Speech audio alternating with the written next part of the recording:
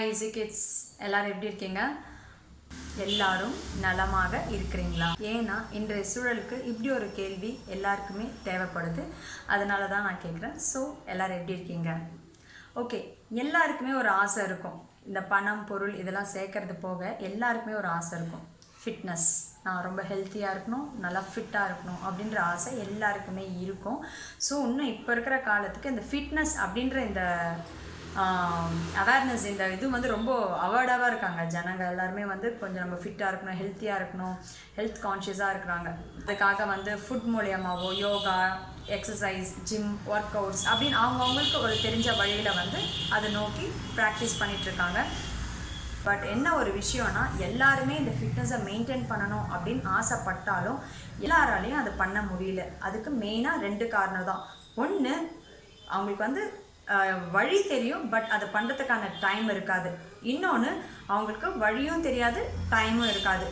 முக்கியமாக இது யாரால் ஒழுங்காக பண்ண முடியாதுன்னா லேடிஸ், எஸ்பெஷலி லேடிஸ். ஏன்னா உமன்ஸால் தான் வந்து இதை வந்து கரெக்டாக வந்து அவங்க என்னதான் நம்மளோட ஹெல்த்தை வந்து மெயின்டைன் பண்ணணும்னு நினச்சாலும் அவங்களுக்கு அதை பண்ணுறதுக்கான டைமும் ப்ராப்பராக கிடைக்கிறதில்ல, இல்லை அதை செய்யறதுக்கான வழிகளும் அவங்களுக்கு தெரியறதில்ல. டெய்லியும் ஒரு மினிமம் 10 minutes, மேக்ஸிமம் 30 minutes உங்களால் எந்த டைம் முடியுதோ அந்த டைம் ஸ்பெண்ட் பண்ணால் போதும். ஓகே, அண்ட் இதுக்கு நீங்கள் எதுவும் பொருள் வாங்க தேவை கிடையாது, ரொம்ப இதுக்காக மெனக்கடை தேவை கிடையாது. பட் ஒரு 10 minutes இருந்தால் போதுமானது. ஸோ அது என்ன வாங்க சொல்கிறேன். ஆக்சுவலி பார்த்துக்கிட்டிங்கன்னா எல்லோரும் கேள்விப்பட்டிருப்பீங்க சூரிய நமஸ்காரம். எஸ், நம்ம ஸ்கூல் டேஸ்லேயே கேள்விப்பட்டிருப்போம். நமக்கு யோகா கிளாஸில், மெடிடேஷன் கிளாஸஸ்லாம் அது சொல்லி கொடுத்துருப்பாங்க. அப்போ நம்ம விளையாட்டாக கற்றுட்டுருக்குறோம். அந்த சூரிய நமஸ்காரம் அப்படின்ற அந்த முக்கியமான ஒரு விஷயந்தான், சிம்பிளான ஒரு சிம்பிள் யோகா விஷயந்தான் நம்மளோட உடம்போட எல்லா ஏரியாஸையும் கவர் பண்ணுது. அந்த ஃபிட்னஸ் மெயின்டைன் பண்ணுறதுக்கு ரொம்ப ஹெல்ப்ஃபுல்லாக இருக்குது. அது எப்படி அப்படின்றத பற்றி தான் இன்றைக்கி நான் உங்ககிட்ட டிஸ்கஸ் பண்ண போகிறேன்.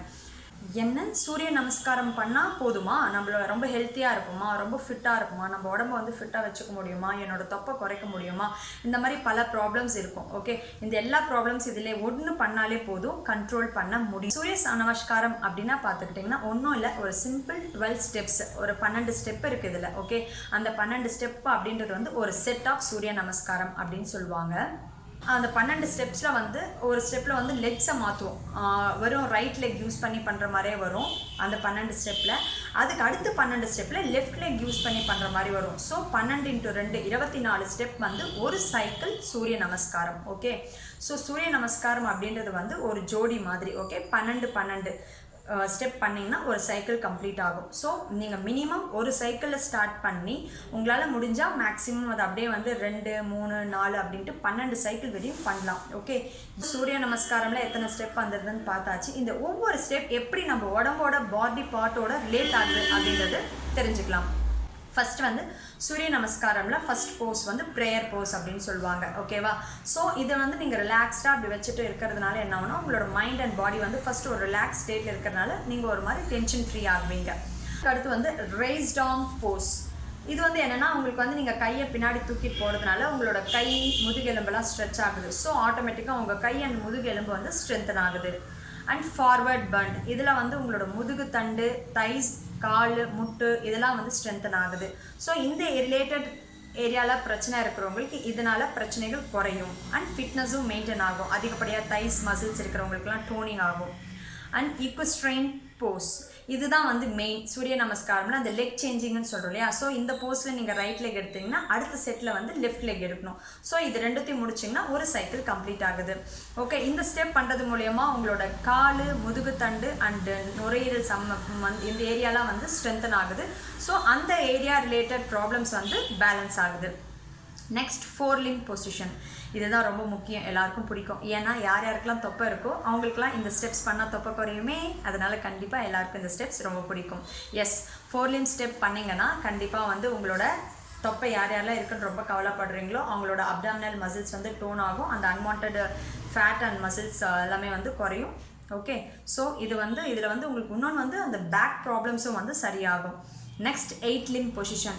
இதில் வந்து ஏன் 8 limb அப்படின்னு சொல்கிறாங்கன்னா, 2 கை 2 கால் தரையில் படுதா, அதோட 2 மூட்டு, நெஞ்சு, சின் இது எல்லாமே படுறதுனால 8 ஏரியா வந்து உடம்பு வந்து பாடி வந்து ஃப்ளோரில் டச் ஆகிறதுனால 8 limb பொசிஷன் சொல்லுவாங்க. ஸோ எந்தெந்த ரீஜியன்லாம் இதில் இதுவாகுதோ அந்த ரீஜியன்ஸ் எல்லாம் வந்து நமக்கு ஸ்ட்ரென்தன் ஆகுது. அண்ட் மோரோவர் டைஜஷன் ப்ராப்ளம்லாம் இருக்கிறவங்களுக்கு வந்து இந்த ஸ்டெப்ஸ் மூலயமா வந்து கண்ட்ரோல் ஆகுது. Next cobra Bose.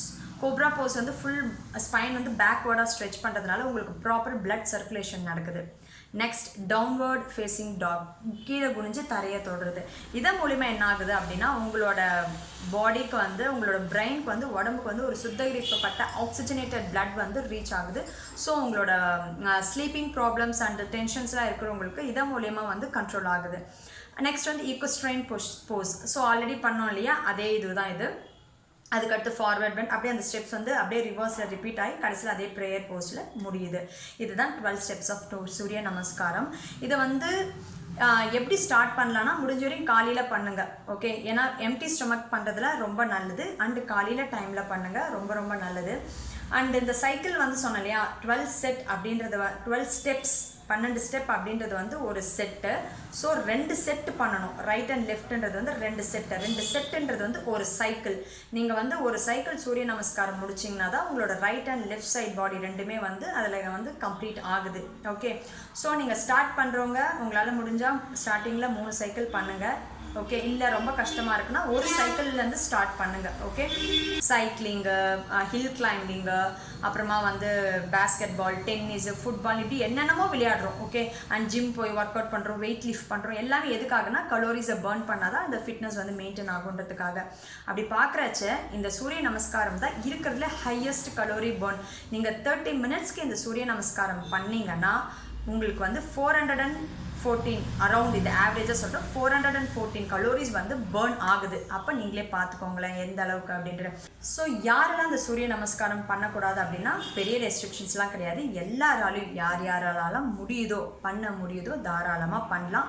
இந்த back spinal surgeries and heart surgery அதெல்லாம் பண்ணியிருக்கிறவங்க ஒரு வாட்டி அவங்க ஒரு முறை வந்து அவங்களோட ஃபிசிஷியன் உங்களோட டாக்டர்ஸ் கிட்ட ஒப்பீனியன் கேட்டுட்டு நீங்கள் ஸ்டார்ட் பண்ணலாம். அண்ட் ப்ரெக்னன்சி ஏரியாவில் கண்டிப்பாக பண்ண முடியாது. ஸோ நீங்கள் வேறு எதுனா நார்மல் ஒர்க் அவுட்ஸ் பண்ணிக்கோங்க. ஏன்னா அதிலெல்லாம் ஸ்ட்ரெச்சஸ் நிறைய இருக்கனால பண்ண முடியாது. மற்றபடி எல்லாருமே பண்ணலாம். முடிஞ்சவங்க பொறுமையாக நல்லா டீப்பாக ஸ்ட்ரெயினாக பண்ணுங்கள்.